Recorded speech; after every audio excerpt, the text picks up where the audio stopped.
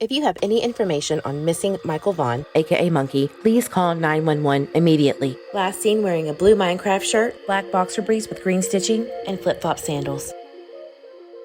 Hey everyone, I wanted to mention a few things that I noticed on the interview with Bob Vaughan and Tyler Vaughan. Now, this is just some information that I've noticed.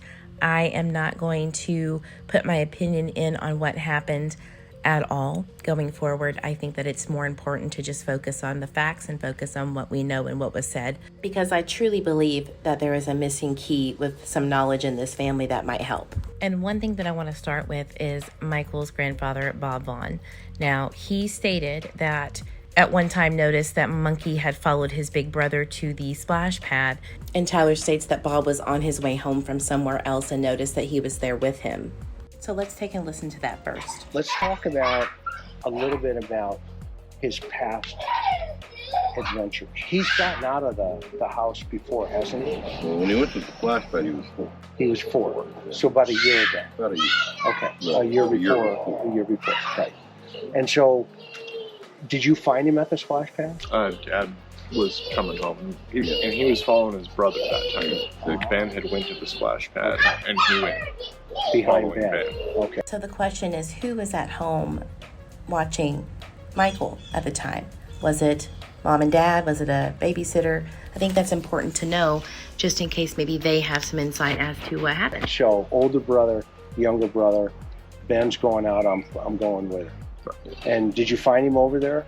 When I got down there, he was down there, and then the older kids walked home, and he rode home with me and got both barrels of Grandpa saying, "You're just too young, and you can't do that." Okay. I think he totally understood. He is a smart kid. Yeah. He totally understood Grandpa was mad.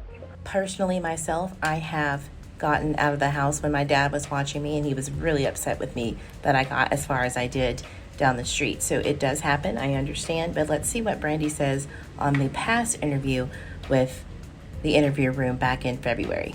And how many times in the past has he done that? Once. Okay. And where did you find him? Grandpa found him halfway down the street. Okay. So Brandy states that Bob found him halfway down the street. And because it's different from Bob's and Tyler's story, it makes me wonder if there is a huge communication breakdown when things happen, or a misunderstanding. And those are the things that I mention when I'm talking about there's a key piece of information that maybe someone is simply misunderstanding, not remembering. Now, mind you, the recordings that were put out started with trying to help these parents get the timeline down. And it turned out to backfire and be a smear campaign against everyone. So, and you can agree or disagree that this is helpful to pinpoint these things. However, I know for a fact that if you can't simply remember the basic details of what happens in traumatic events, it's obviously the case while he went missing and they were searching. So what is the key that they're missing? What is someone or someone's not remembering or mentioning that could just break this case wide open?